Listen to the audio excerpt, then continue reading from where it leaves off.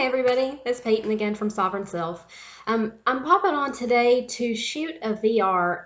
I originally had planned to do a different video, but yesterday I saw Brian Cormac Carr had posted a video response to a hashtag 5 Deep Tarot questions that was originally posted from Kim at Fables Den, and I will post her channel and Brian's VR video in the down bar below, just so you can check those out. But I thought these were really resonant questions, and I wanted to do responses to these. To me, tarot is a really intimate and really personal tool. So when I saw these questions, they really touched something in me in terms of how I utilize the tarot, why I do it, and to see sort of how other people feel about using tarot and how it impacts them on a personal level. So there are 5 questions. I will list the 5 questions as well for this challenge in the down bar if you want to submit a VR to Kim's video. But I really thought this was a really engaging, really smart tag. It's called 5 Deep Tarot Questions for a reason. So these are my thoughts and responses, and I would love to see more people answer this question. When I watched her video originally, it looks like the tag is maybe a week or so old. So I'd really like to see this one take off. The first question that she has listed is, which card describes me as a tarot reader? Now, she said in her video that she was really thinking about a major Arcana card, but you could choose anyone. I ended up selecting a major, and I picked a selection of cards here to show for some of the other questions. So I'm just going to flip through so you can see a few images that correspond to some of these cards. But for me, when I think about myself as a reader, I think that the most important quality for me is probably the introspective nature of tarot, and how you're really able to be drawn into the symbols and the archetypes. It allows you to really dig deep from an objective standpoint. And so for me, I selected the Hermit. Now, for all of the images that I'm going to show here, I will list the decks that I'm using in the down bar. And I'll see maybe this side. There we go. A little bit darker.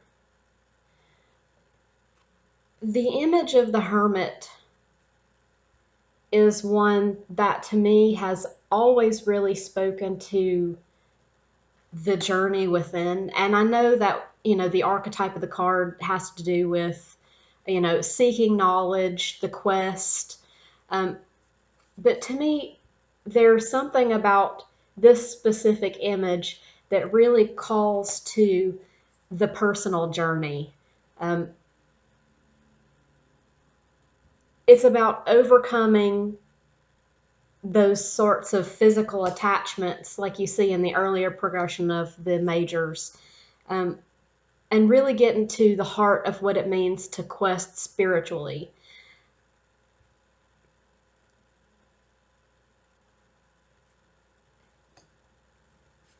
I think as well, this card has always really resonated with me because of the solitary nature of the feeling of the majority of images associated with this card. I would qualify myself fairly quickly as someone who is a bit of a loner. I'm definitely an introvert. I'm not naturally a very social person by any stretch. And it seems like there's just something about the image of this card that really calls out to me. The solitary nature of the Hermit, the nature of the quest, the looking within, the holding up the lighted lantern, shining the light on what's inside. To me, those are the things that are most important personally in terms of being a reader. I think if you intend to seriously read the tarot on anything more than a superficial or casual level, it's really going to require a commitment to laying yourself bare and being vulnerable to the sorts of messages that you're going to receive. It can be an exquisitely painful process on occasion.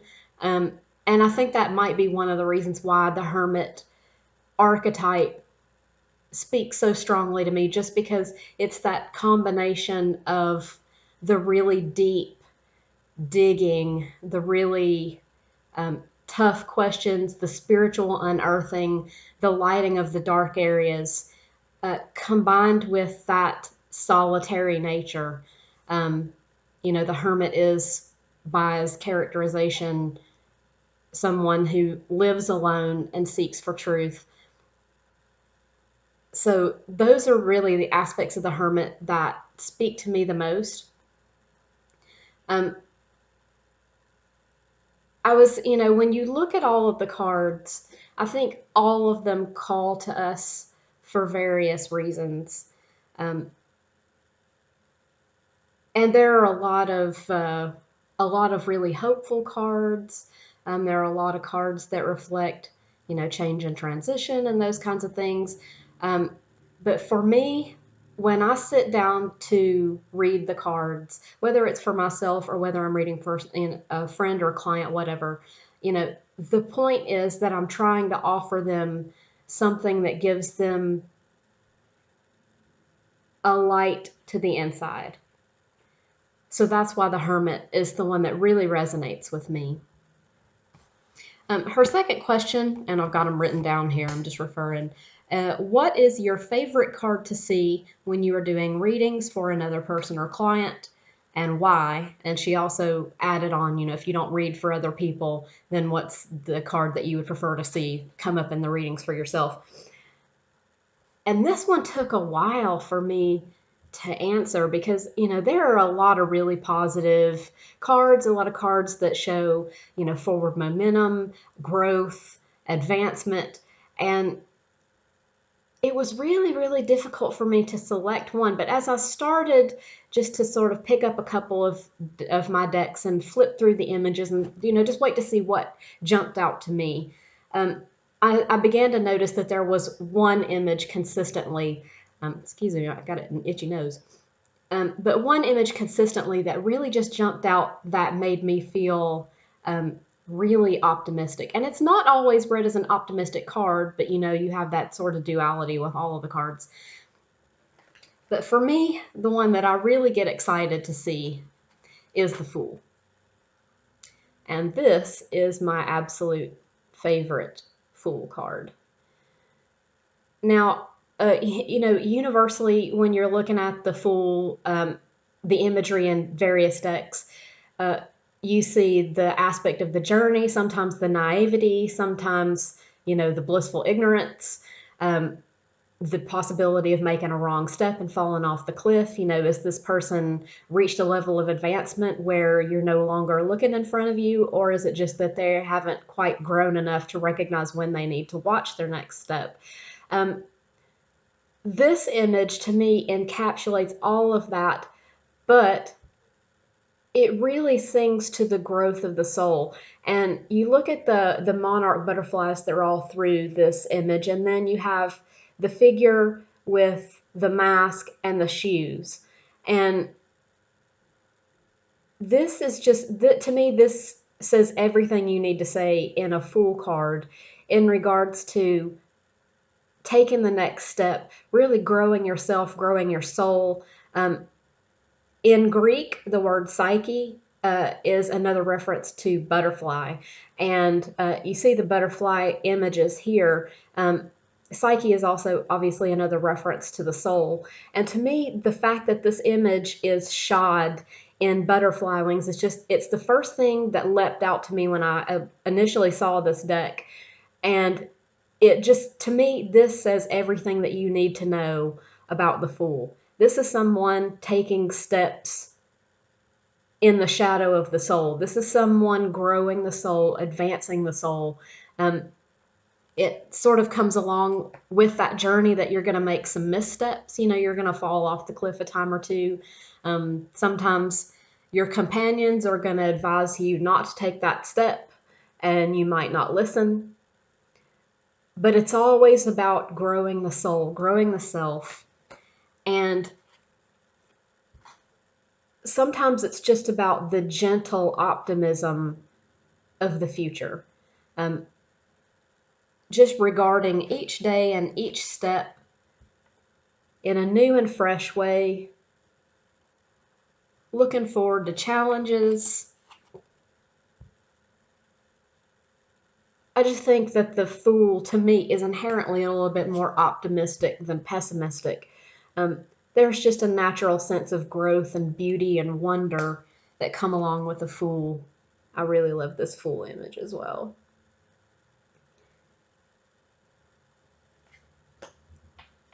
So when I see this card come up in a reading, whether it's for myself or whether I'm reading for friends or family or a client, to me, this is a statement about beautiful, new, and exciting things coming. The care that goes along with having to travel any new path, the decision making that's going to be necessary, that beautiful and childlike sense of wonder. So I always get really, really excited when I see that card. It always feels like good things are coming.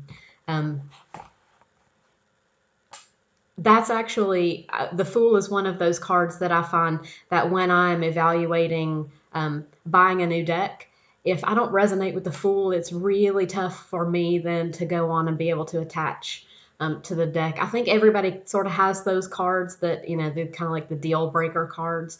I'd probably say if I might be able to attach to a deck if I wasn't crazy about the Fool, but it would be really, really difficult. So yeah, the Fool, always a beautiful card to see in a reading. The third question, why do you practice tarot? And it sort of goes back to a little bit of what I touched on in the first question. Tarot is a beautiful tool to use in the objective assessment of self. It's a way for you to tap into that universal consciousness, the figure of the archetypes, and be able to look really closely at yourself as a person, at your experiences, and be able to grow and develop yourself in a really objective sense. One thing that I think of is very frequently as a reader, you will have people who either are not experienced with tarot or just trying to learn a little bit more, who will ask, how do you think tarot works? And long story short, there could be a lot of different answers to that question. But the way that I try to explain to people is that I believe all of us experience the universal consciousness. I believe that we all have strong connections to those archetypes. And I tell people that our individual experiences are different, but people in and of themselves are not as different as we like to think. Every human understands the basic concepts of joy, sorrow, love, sadness, pain, growth, those sort of universal emotional things, those things that we grow through.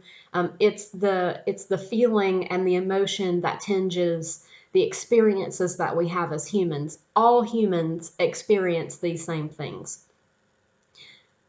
But it's our individual experience of the experience that differs, which is where tarot comes in for me. It's a beautiful tool for each person to use that gives you an objective view of yourself and your experience of the experience. But it still grasps onto that universal tie, the shared experience of humanity. I think for me, it gives me a way to look at life that is not self-centered. When I deal cards, I'm allowing myself to step back from my own issues or my own questions and look at myself, my surroundings, the world, with objective, fresh eyes. And that is an experience that we as humans don't often get to have. You know, even if you're asking friends or family or whatever for advice, or you're seeking out professional opinions, whatever, you're always dealing with an inherent level of that person's particular biases and experiences and prejudices, and you have to filter through those sorts of things. The tarot does not have those. It is the pure experience of all of the sum of those universal things that make us human. So we're able to filter out sort of all of the noise and really just concentrate on the aspects that deal directly with the things that we need to deal with, if that makes sense. So, as an objective tool, as a way to tap into the experience of humanity on a large scale, as well as to view my humanity in reference to the larger humanity on a small scale, that's why I practice tarot. It's a beautiful, wise, objective, and always timely way to look at humanity. The next question, what is the gift you want to give the world as a tarot reader? I think anybody who reads, whether it's for themselves or for other people, they're really looking to heal in some way. To me, the gift that I would want to give the world as a tarot reader is as a healer. My life has always generally fallen along the healing route one way or another. In the big bad real life, I'm actually a registered nurse, have been for over a decade.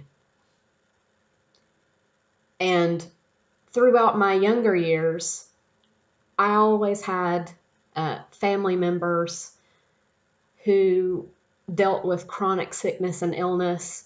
And so my life has been surrounded with people needing healing, needing love through pain, needing assistance. And my soul has always gravitated towards those people who needed to heal. I think that as a tarot reader, we have a unique opportunity to be able to offer a deep and really impactful level of healing of the emotional self, of the soul, to be able to go in and expose to light and dig out the wounded areas of ourselves that really need to be tended to, need to be loved, repaired, and then integrated back into a whole, functional, healthy self. And I don't think there is another tool that operates to do that quite as well as the tarot does, just because of its unique voice. But ultimately, the beautiful thing about healing with the tarot is that it leaves the decisions in your hands, which with physical healing, sometimes, those decisions are not always in our hands. So to be able to offer healing through a tool like the tarot is really a unique and special thing because it encourages the empowerment of the individual. It encourages that person to take a hold of the decisions that they need to make for themselves and to participate in their own growth and healing. And that's something really beautiful and unique. So for me, I operate as a healer through tarot, and I don't know that I resonate with any other path. It's sort of ingrained in who I am.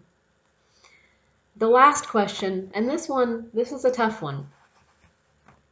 If you were given the chance to experience life all over again with a new major arcana as your primary narrative and worldview, which major arcana card would you choose and why?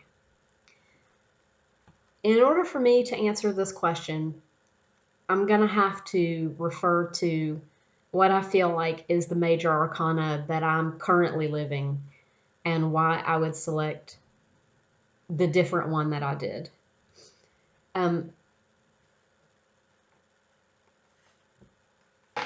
This is where I am in now.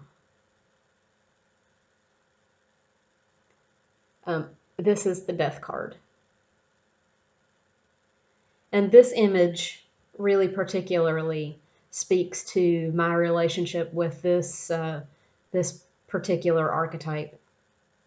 If you are familiar with this deck, the Deviant Moon, if you have had an opportunity to read the companion book that Patrick Valenza, the creator of this deck, wrote, he explains this image, and it's really poignant. This is a tough image to digest if you are not really sure what it is you're looking at. But this image speaks to the desire to return to innocence, the desire to return to safety, to nourishment, the child desiring to return to the womb, and the mother preventing that from happening. Death as an archetype, we all know, refers to transitions, beginnings, the ending of one cycle, the initiation of another. And my life has been one series after another of extreme transitions. There have been many times when I definitely related with this image, the desire to, stop the constant change, to be able to nourish myself in a protected bubble, to crawl back in, curl up in the fetal position, and to feel safe and to get out of that cycle of transition. Now, we all know that the cycle of transition is necessary and it's important, but it's difficult. There's beauty in it, but there's also a lot of sadness. Part of our physical journey involves death in the most literal sense. And that is not always, it's not always easy, and it's not always beautiful.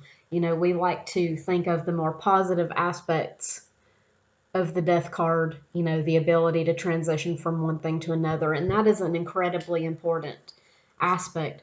But death is not an easy archetype to embody, especially when you embody it for what seems like an entire lifetime. On a personal level, the reason that I resonate with this so much is I grew up in a military family in the United States, and for those who have ever dealt with living a military lifestyle, you know that transition just goes along with it. I moved at least once a year as a child, sometimes more. Stability was not something that came easily to me. And then as I grew into adulthood, that cycle really did not change. My life was just without being too specific. It was just one after another series of just incredibly transformative events. And so for me, this process of learning to accept how the death archetype is embodied in me, to accept the transition, to accept the changes, the instability, sometimes the feeling of, craving something stable and knowing that it might not, it might not be in the cards for you at that time. It's been a fight for me to be able to integrate that in a completely comfortable manner. So with knowing that and knowing, this is something that I feel like has been a struggle for me during my lifetime. Just seeking the security and the stability and that sometimes not being available. When I really thought about what I would choose if I could choose my own and choose differently, the one that really resonated most with me was the star. And I think this card really speaks to a little bit about what I'm thinking. That beautiful innocence, the wonder, the feeling safe enough to question, which sometimes if you feel like your life is in a constant state of flux, feeling safe to ask questions, sometimes you don't, because that sense of stability isn't there.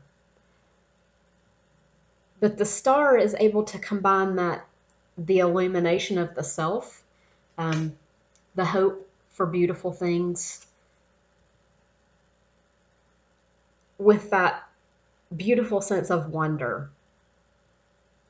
And I think sometimes if you feel like your life is in constant flux, that you're not able to feel wonder in the same way because you're not operating from the same sort of sense of stability. Wonder is a luxury.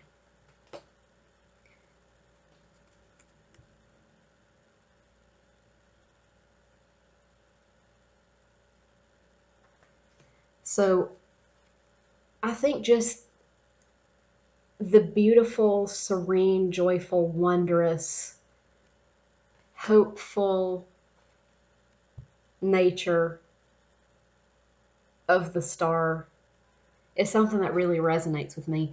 And just for me on a personal level, I've always been a star watcher. The night sky is something that absolutely enthralls me. So when I think of just that, the simple feeling of looking up at the sky and regarding those gorgeous points of light and seeing your relationship to the beauty and wisdom and largeness of the universe, and being able to feel the joy and the simultaneous freedom that knowing your smallness and at the same time your participation in this beautiful grand universe is something that it's very freeing, it's really beautiful, and it allows you to step past that uncertainty of constant transition and just to feel security in the beauty and the peace of it all. So moving from death, the star would be my selection. So I think these are really awesome questions. Thank you again to Kim from Fables Den for this tag. I'm going to again link her channel below. I'll also link Brian Cormac Carr's VR, which is the first video that I saw that initiated me to do this tag. So please, if you would go check those videos out, subscribe to their channels if you have not already. I will be back probably within a couple of days with another few videos. I might be filming a couple ahead. I'm going to be traveling for about 2 weeks upcoming, so I'll be away from the computer for a bit. But I'll try to get at least one video uploaded a week, hopefully. So just stay tuned for that. And I hope y'all are having a wonderful day. And I look forward to seeing the responses for this tag. Thanks, guys. See you later.